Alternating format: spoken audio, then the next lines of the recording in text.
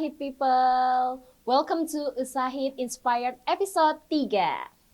Hari ini bersama saya Farah Oktaviani dari Universitas Sahid sebagai host yang akan menemani episode 3 teman-teman hari ini. Nah, kalau di episode-episode sebelumnya teman-teman bakal tertarik untuk kepoin nih gimana sih caranya jadi Sahid People. Nah, sekarang di episode 3 teman-teman bakal lebih yakin lagi buat jadi Sahid People. Dan bersama saya hari ini yaitu Bapak Bernard Hasibuan, SPD, MMSI, PhD. Selamat datang Pak Ben. Selamat siang. Pak Ben, terima kasih sudah meluangkan waktunya hari ini. Nah, kalau boleh tahu nih, Pak Ben mungkin bisa kenalin diri dulu ya. Pak Ben ini siapa sih kalau di Usahid? Oke, boleh Pak Ben dipersilakan. Selamat siang Farah, selamat siang Sahid People. Sahid People. Jadi saya itu dosen di teknik industri. Wow, luar biasa ya teman-teman. Ya, lalu alhamdulillah setelah lulus S3, saya juga ditempatkan di Pasca Sarjana. Wow. Dosen program studi Magister Manajemen Lingkungan.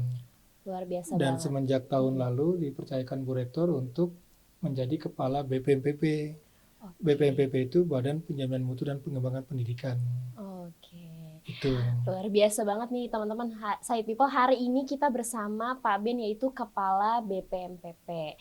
Pak Ben, nah sebelum kita masuk lebih detail lagi tentang apa aja sih yang Pak Ben urus nih di Usahid, isu-isu apa sih yang Pak Ben bertanggung jawab gitu. Boleh nggak Pak Ben kenalin dulu peran Bapak dan pekerjaan Bapak lebih detail lagi nih sehari-harinya sebagai Kepala BPMPP. Oke, BPMPP itu kan ada dua bidang ya, Badan Penjaminan Mutu dan Pengembangan Pendidikan. Oh iya. Nah, penjaminan mutu itu dibagi dua juga, sistem penjaminan mutu internal dan sistem penjaminan mutu eksternal. Oh iya, baik. Jadi menjaga itu ya, yang penjaminan mutu. Nah, kalau yang bagian pengembangan pendidikan itu ya pengembangan pendidikan untuk dosen, mahasiswa, dan semua metode pengajaran yang ada gitu. Termasuk tendik-tendik juga ya Pak, yang ada di Usahid ya, tidak terlupakan dijamin mutunya juga kan. Karena juga salah satu bagaimana cara kita mengembangkan kurikulum pendidikan di Usahid ya Pak. Betul. Nah, sederhananya tuh gimana sih Pak Ben kalau penjaminan mutu sendiri bisa menjadi jantungnya Universitas Sahid nih. Kenapa penting banget dan harus kita jaga selama sudah dari lama kan kita jaganya kan penjaminan mutu tersebut karena kan demi menjaga kepercayaan masyarakat. Kenapa itu bisa menjadi jantung utamanya Universitas Sahid? Jadi gini, saya coba kembangkan dulu latar belakangnya ya. Universitas itu kan bisnis pendidikan tinggi ya. Iya, oke. Kita tidak menjual ijazah tapi ya. Betul Bapak, tapi iya jangan mentransfer dong. ilmu. Jadi yang keluar dari sini mahasiswa itu kan bergelar. Sarjana bla bla bla gitu ya, sarjana ekonomi, sarjana teknik dan lain-lain. Nah, kualitas sarjana itu dilihat ketika diserap di pasar. Oh iya. Iya kan? Jadi makanya bukan hanya sekedar sarjana saja gitu. Bagaimana sarjana itu menjawab tantangan industri masing-masing. Oke. Gitu ya. Nah, untuk hal itu diperlukan namanya penjaminan mutu. Jadi bukan hanya sekedar sekolah cepat-cepatan tapi nanti nganggur ya lama gitu ya. Iya, jangan dong Pak. Ya, makanya. Jangan, Nah, jadi ke sana kerangkanya. Kemudian kalau saya kembangkan ya, sebenarnya sekolah pendidikan tinggi itu kan human capital. Oke. Mahasiswa itu investasi. Iya. Bisa puluhan juta, bisa ratusan juta. Nah, itu harus kita pertanggungjawabkan. Oh iya. Supaya mereka misalnya kuliahnya 4 tahun, langsung diserap pasar, kurang dari 6 bulan gitu. Nah, jadi kami menjamin semua program studi itu bekerja dalam track yang tepat gitu. Oke. Gitu. Berarti kita juga menjaga outcomes-nya ya Pak. Yes, outcomes-nya tuh alumni jadi apa sih gitu. Ya. Apakah benar sesuai sama yang diklaim sama program Direncanakan, studinya? ya, Oke. gitu. Berarti memang Universitas Sahid ini fokus kenapa fokus banget di penjaminan mutunya karena supaya terjaga hingga akhir outcomes-nya. Betul. Oke. Nah, gimana sih Pak dampaknya bagi Sahid People sendiri kalau kita tetap ngejaga penjaminan mutu ini gitu? Untuk Universitas Sahidnya, dampaknya ke mahasiswa sendiri yang sedang berjalan, selain misalnya dalam sehari-hari kuliah kayak gimana? kayak gitu, boleh ceritain? Oke, pertama jadi Sahid People dengan sponsornya menjadi lebih terjamin kan. Orang tua mau letakkan anaknya sekolah di sini terjamin. Oh iya. Investasi yang mereka letakkan itu tidak sia-sia gitu ya. Mm-mm. Kemudian buat Sahid People selama proses belajar jadi nyaman. Oh, oke. Karena kita menjaga semua baik kurikulum, baik non kurikulum ya. Mm-mm. Ruangan apa semua sampai jaminan tindakan perilaku dari Oh, sivitas akademika gitu oh kan. iya. Kita punya mekanisme komplain, Mm-mm. kita punya organ yang mengurus tentang perilaku-perilaku yang mengganggu pihak lain gitu kan. Iya, oke. Itu kami monitor semua gitu. Oke, baik Pak. Berarti salah satunya selama perkuliahan pun kan di sistem akademik ada juga penilaian kepuasan ya, Yes. yang dapat diisi oleh mahasiswa atau Yes. Sahid People kita nih. Iya. Nah, boleh nggak sih mahasiswa-mahasiswa kita nih Sahid People mengisi benar-benar sesuai apa yang dirasain gitu? Sangat boleh. Misalkan, apakah itu memengaruhi penjaminan mutunya, mutu dari Universitas Sahidnya kayak gitu? Justru itu yang kami perlukan. Jadi ada feedback, masukan langsung dari direct customer ya. Nah, kita dibagi dua, Mbak. Ada yang akademik dan non-akademik. Oke, Kalau akademik dia selalu lewat IKPBM, oke. Indeks Kinerja Proses Belajar Mengajar. Mm-mm. Jadi sampaikan aja, misalnya materinya oke, tapi cara dosen ngajarnya kurang, misalnya gitu. Oh iya gitu. Kan itu kan nggak akan mengganggu penilaian, dijamin tidak mengganggu penilaian, karena kami akan collect secara konfidensial ya. Kemudian kepuasan non akademik, yaitu misalnya kelasnya Fasilitas kurang ya. dingin ya kan, atau internetnya atau apa, Iya, silakan sampaikan benar-benar. semua gitu. Jadi boleh aja ya, mungkin tapi emang kadang Sahid People nih masih takut-takut sih Pak, karena mungkin takut mempengaruhi nilai ya, takutnya nilai ya. emang ke nilai prestasinya gitu. Ya. Oh enggak ya, berarti aman ya kalau misalkan dari Sahid People nih boleh menyampaikan apresiasinya maupun kritik dan sarannya untuk Universitas Sahid ya. Sudah berjalan. Oh sudah berjalan Sudah bahkan berjalan. ya. Tahun 2025 itu kurang lebih ada hampir 20 komplain. Oh iya. Sudah kami follow up gitu. Oh dan itu sudah di follow up Sudah semua di follow ya. up. Keren banget tuh Sahid Komplain People. sampai kepada dosen pun kami jaga, kami jamin. Oh iya. Dan sudah di follow up oleh struktural yang relevan gitu. Jadi kita membangun atmosfer yang saling percaya. Dosen punya rule-nya, mahasiswa punya rule-nya gitu. Oke. Gitu ya. Iya.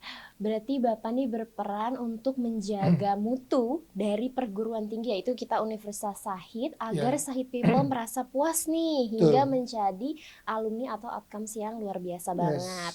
Nah, cara menjamin mutunya bisa dari dosennya sendiri, tendik ya kan Pak, terus dari fasilitas maupun mata kuliah yang dipelajari sama Sahid People. Oke. Nah, kemudian Pak, kalau misalkan berjalan, apakah berarti kan tadi udah dijalankan ya? Berarti udah termasuk ideal dong ya untuk biar Sahid People nih merasa didengar? Ideal mungkin belum tuntas 100% ya. Oke. Tapi kita terus mencoba. Jadi salah satu parameternya di LLDT Jakarta ini penjaminan mutu ada barometer namanya tipologi. Oke. Tipologi 4, 3, 2, 1 ya gitu ya. Nah kita itu yang tipologi 1 cuma ada 4 universitas di Jakarta ini. Oh iya. Dari 300-an perguruan tinggi hanya ada 4.